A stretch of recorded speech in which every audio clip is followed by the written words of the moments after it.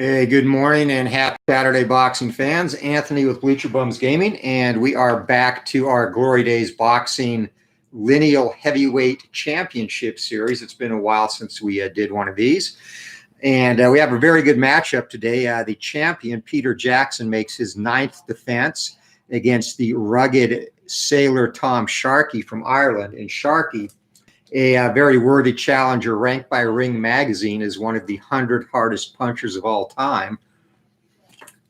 And back in the day, he was definitely a feared heavyweight. He fought, as his biography indicates, he fought them all. Sharkey had 2 bouts with James Corbett, won via DQ when after he was pummeling Corbett. Corbett's second cornerman jumped into the ring and caused a disqualification. The other time they fought to a draw, had 2 fights with Bob Fitzsimmons. Fitzsimmons was getting the best of him in both of those fights due to being quicker.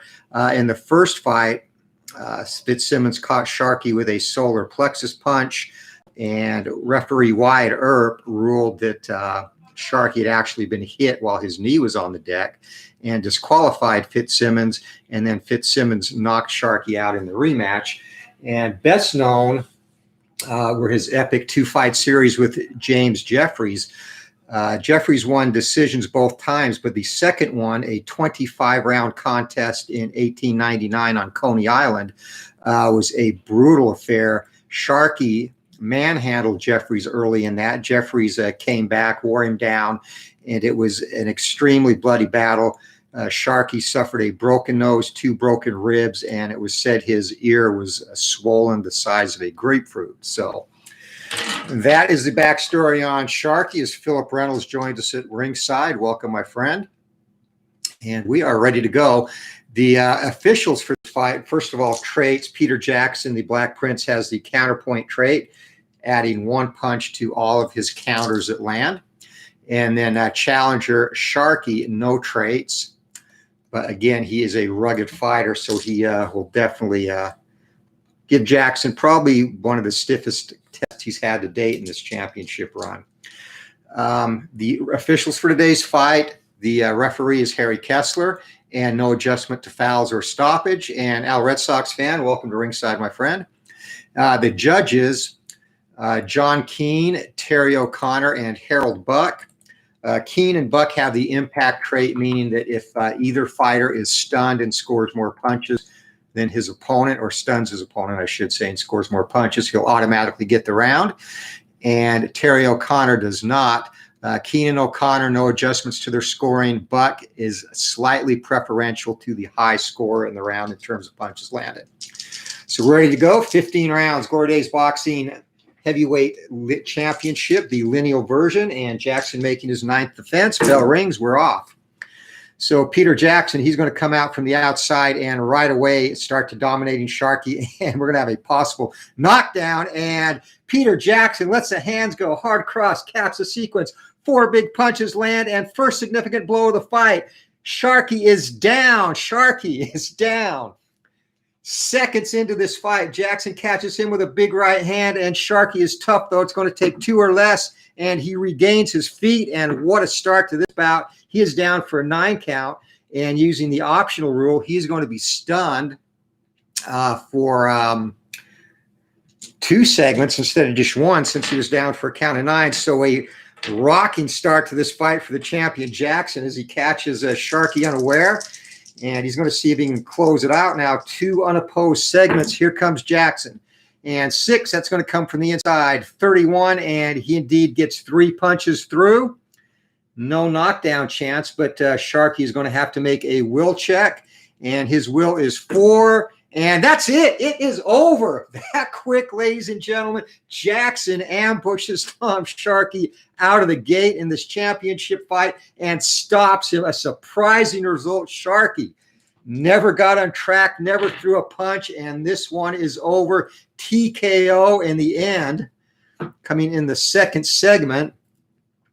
That is going to be 34 seconds into the fight. Referee Harry Kessler calls this off, and we have the retaining champion in what I thought would be a very tough contest for him. And instead, Jackson comes out, steamrolls Sharkey, jumps on him right out of the gate, drops him with a right hand. Sharkey gets up, is backed into the ropes, and peppered with a jab and then a huge cross, and Harry Kessler had seen enough and calls a stoppage to the bout. Wow, so much for an extended championship battle today. So a very short video and a short fight. Just want to, yeah, it ended quick, Al. So just want to give a quick update on the featherweight set while we have time here due to the quick ending of this bout. So featherweight set, currently still on track, about halfway done, and doing testing. And the way this process works is I'll get a general, I'll categorize the fighters, do any research I need to do, make notes on them. And then at that point, I start to apply the final ratings. So the research is really the longest part. And then as I rate, I also test. So about halfway done in that process, still on track for end of January, at worst, first week of February. And we'll have some more preview fights up as we go, including these two guys we'll put on the channel, Sandy Sadler and Willie Pep, who have probably one of the most, if not the most epic trilogies. Actually, they fought 4 times in the history of boxing. So looking forward to that.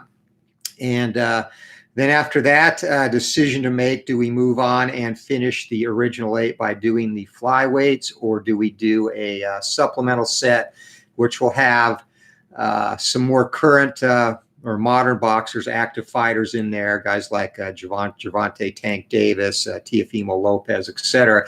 The lightweight division right now is probably, in my opinion, the most exciting division in the sport.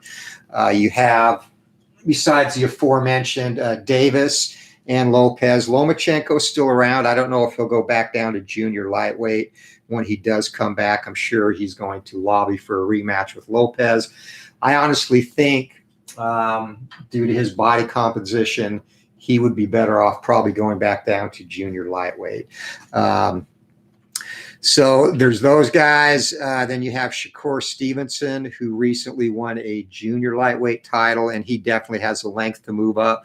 So you could be looking at really some promising fights in the lightweight division. And beyond that, also, God, his name slips my mind. I just watched his fight.